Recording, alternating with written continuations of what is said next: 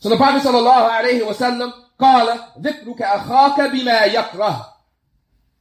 Backbiting is to mention something about your brother or sister that they would not like to be mentioned.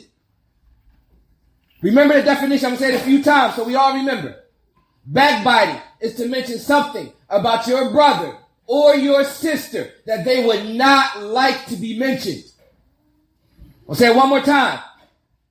That backbiting is to mention something about your brother or your sister that they would not like to be mentioned. So before we go to say something about a brother, or before we go to say something about a sister, stop and pause. Would this person like that it be said?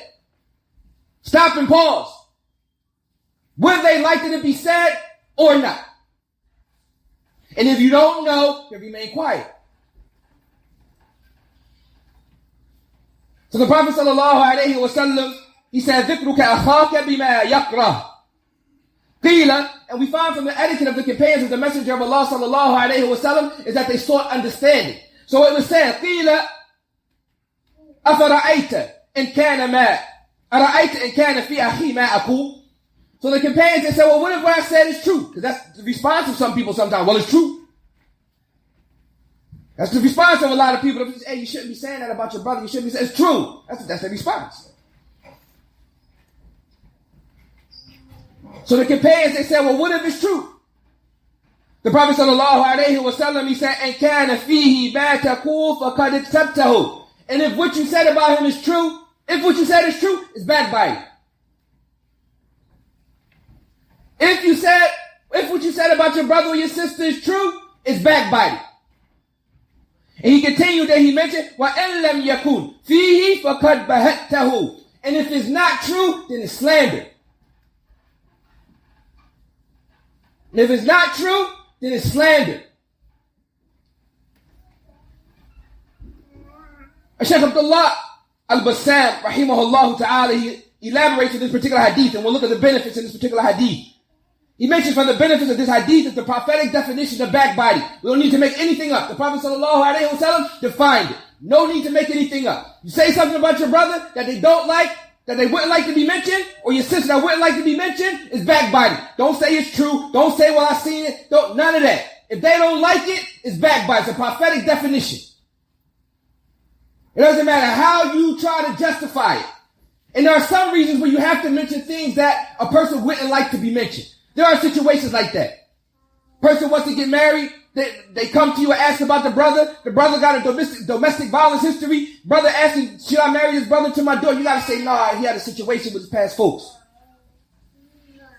He don't want that be mentioned, but that's not called backbiting. It's called advice. But right now, this is not the time. We're not having this talk right now. It's not about exceptions to the rule. We're talking about the rule right now. We're not talking about the situations where it's okay because we don't have time to explain it right now.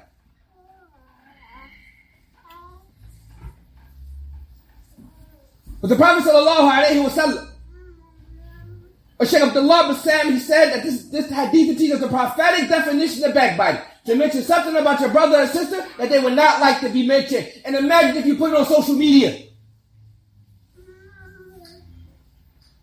Imagine if you put it on social media. Backbiting. Let alone a step further, you put some slander on social media. It's not even true about the person.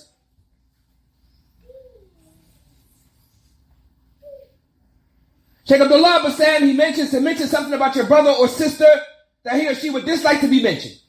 It doesn't matter. Shaykh Abdullah Bassam, he said it doesn't matter what's about their stature, meaning their physical, how they're built, how tall they are, how short they are, how much they weigh. That doesn't matter. Or it's about their personality. It doesn't matter.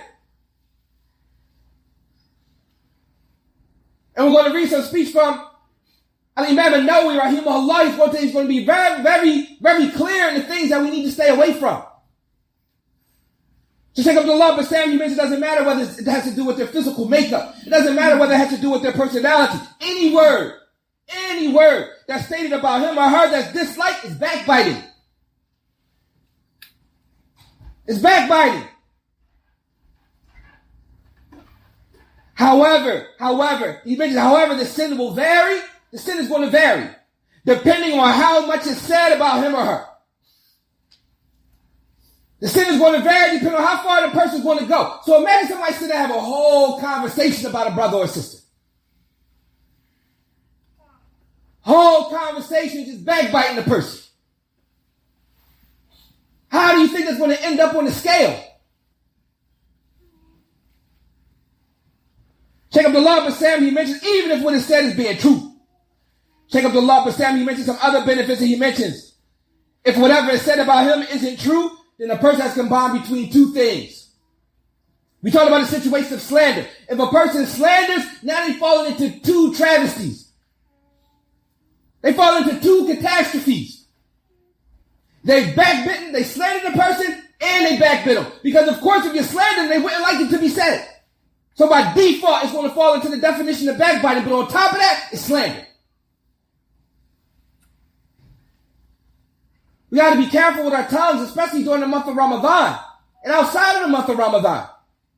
The tongue is an easy muscle to move.